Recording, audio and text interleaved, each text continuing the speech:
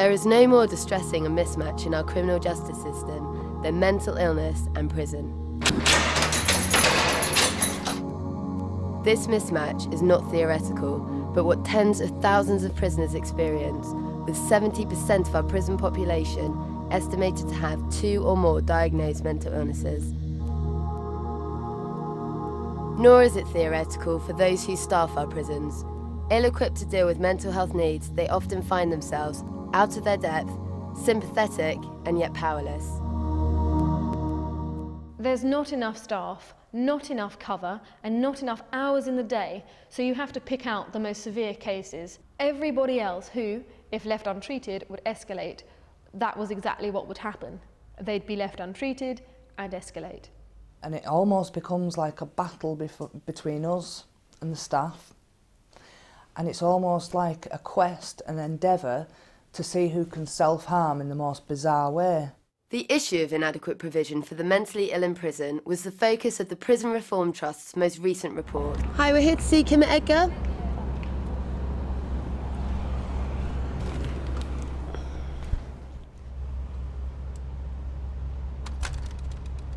We went direct to the National Council for Independent Monitoring Boards, and through them circulated a survey that went to every prison. The first thing that came out was that the majority of independent monitoring boards felt that they frequently come across people who have severe mental health problems and should not be in prison at all. If the problem is somebody whose mental illness contributes to a pattern of reoffending and reoffending and reoffending, the distress and the social upheaval that prison brings in isn't going to be much of a solution. These individuals for whom prison serves as little or no deterrent are known as revolving door prisoners, owing to the high likelihood of their reoffending. Fiona Jones was one such individual. I'd already been through the prison system just 18 months earlier. That was for 2 years. And although I think it was pretty obvious to me that there was something wrong, and also I think it was quite obvious to other people who were around me a lot, the authorities never actually picked up that I was ill. They just thought that it was just my personality, just the way I was. So I didn't actually receive any treatment. Back on drugs within a week of her release, her deteriorating mental state resulted in her offending again. We're here outside Style Women's Prison in Cheshire, where Fiona Jones was sent immediately after her conviction for armed robbery in 2001. It was here at Style, lacking adequate treatment and proper care, that she very nearly succeeded in killing herself. I really made a very serious attempt on my life. I actually cut my own throat. I'd lost my kids, I'd lost my husband, my house, and I just thought there was no point anymore. So I managed to procure a razor off someone. I stood in front of a mirror so I could see what I was doing.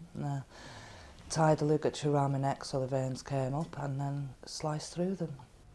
Prisons are becoming increasingly full of people with untreated mental health issues.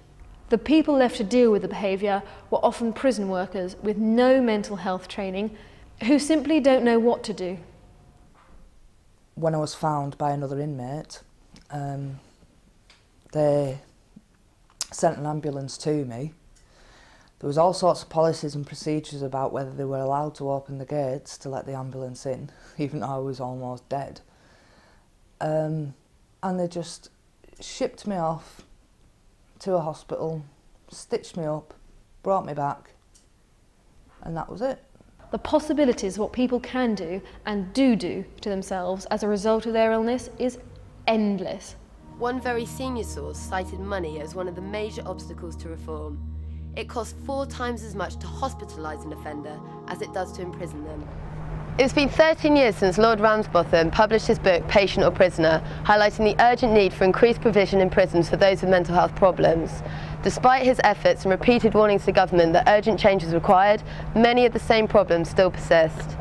The government has once again promised to look at the problem, with the forthcoming Bradley Review to be published in April.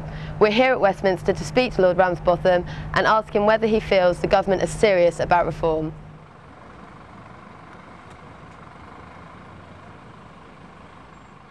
If you want to get things right, you can only do it by looking at the facts.